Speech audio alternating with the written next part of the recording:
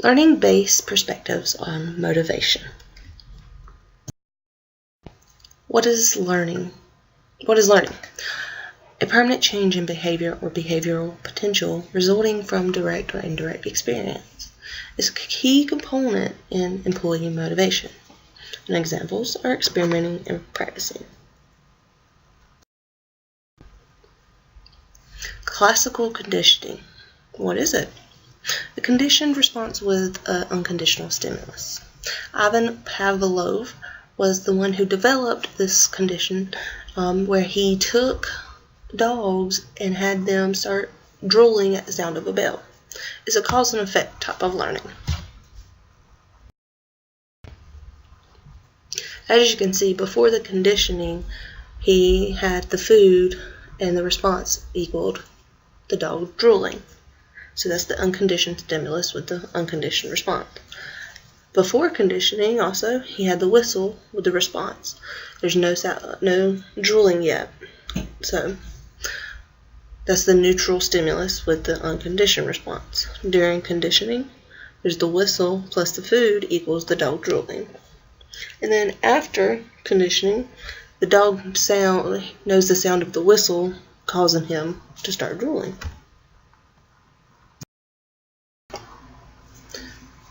Contemporary learning. It assumes people are conscious, active participants in how they learn. The first step is remembering. They remember the experiences and use what they learned from that to help present their behavior. Second step is understanding and applying what they have learned. They make the choices about their behavior.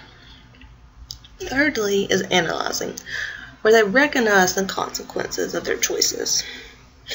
And lastly, evaluating. They add the prior learning, and that will help affect the future learning.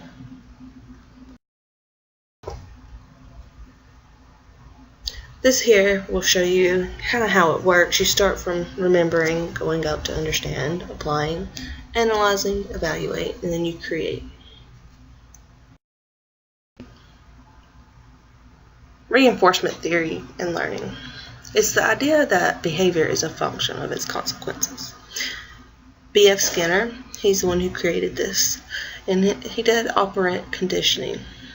Pleasant consequences to repeat, and unpleasant consequences, no one wants those to repeat. Social learning. People observe other people's behaviors.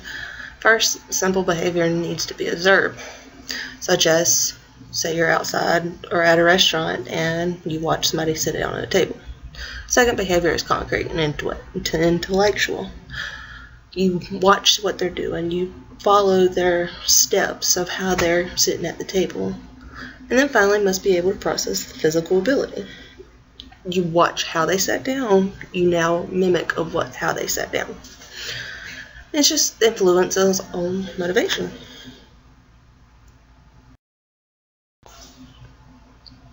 Behavior modification.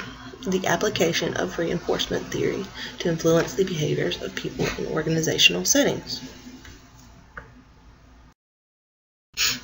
The way positive reinforcement is carried out is more important than the amount. B.F. Skinner. Types of reinforcement. You have positive, negative, punishment, and extinction.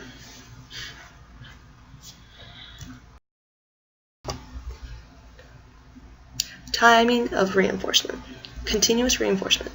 Its desired behavior is reinforced each time it occurs. Partial reinforcement. It only is reinforced part of the time. There's 4 types of partial reinforcement. There's fixed ratio, fixed interval, variable ratio, and variable interval. Fixed ratio. It reinforced after a specific number of correct responses, such as pay bonuses every 10 sales that have been made. Fixed interval is reinforced after a certain amount of time has passed, such as weekly paychecks or every 2 weeks for a paycheck.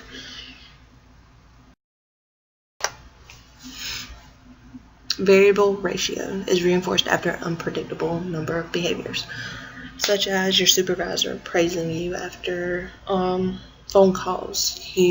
Every third phone call he was praising you, and then after the third phone call, it was every 7 phone calls after that, and then it was every 4 after that. Variable interval is reinforced after an unpredictable amount of time has elapsed, such as you don't know when the food inspector is coming.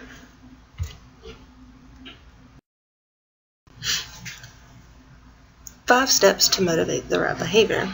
You have to define the problem, identify and define, record and track, analyze, and evaluate.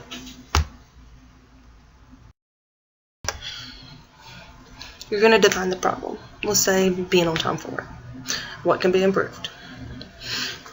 Identify and define. Behaviors you want them to change is to stop coming in late for work. You record and track. You write down when they were on time and when they wasn't on time.